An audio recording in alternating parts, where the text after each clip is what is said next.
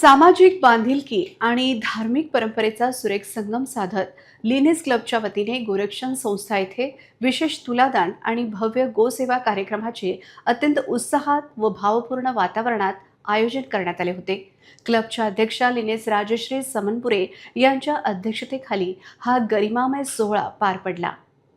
कार्यक्रमाची सुरुवात विघ्नहर्ता श्री गणेश आणि भगवान श्री दत्तात्रय यांच्या प्रतिमेचे विधिवत पूजन अर्चन करून व त्यांना अग्रस्थान देऊन करण्यात आली।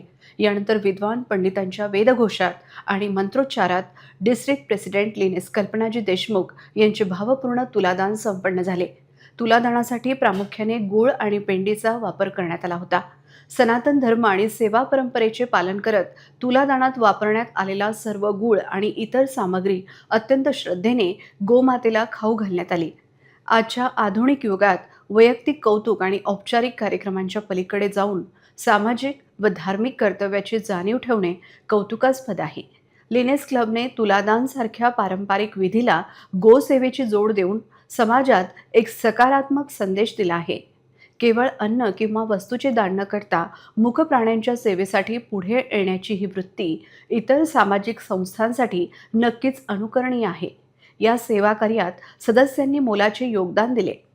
लिनेस रत्नमालाजी रुईकर यांच्याकडून 11 किलो गूळ गोसेवेसाठी समर्पित करण्यात आला, तर उर्वरित धान्य आणि सामग्री अध्यक्षा लिनेस राजश्री समनपुरे यांच्याकडून दान करण्यात आली। कार्यक्रमाच्या यशस्वी सांगतेनंतर लिनेस सुरेखाजी गुप्ता यांच्यातर्फे उपस्थित सर्व लिनेस भगिनींना केळीचा प्रसाद वाटप करण्यात आला। या सोहळ्याला VMP Lioness Ushaji Baheti, Lioness Ashaji Virwani, PDP Lioness Taraji Maheshwari यांची विशेष उपस्थिती लाभली।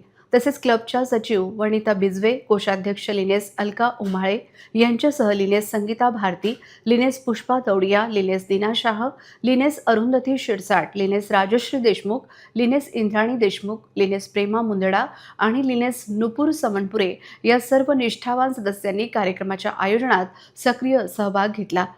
सर्व सदस्यांच्या उल्लेखनीय सहकार्यामुळे हा उपक्रम अभूतपूर्व यशासह संपन्न झाला।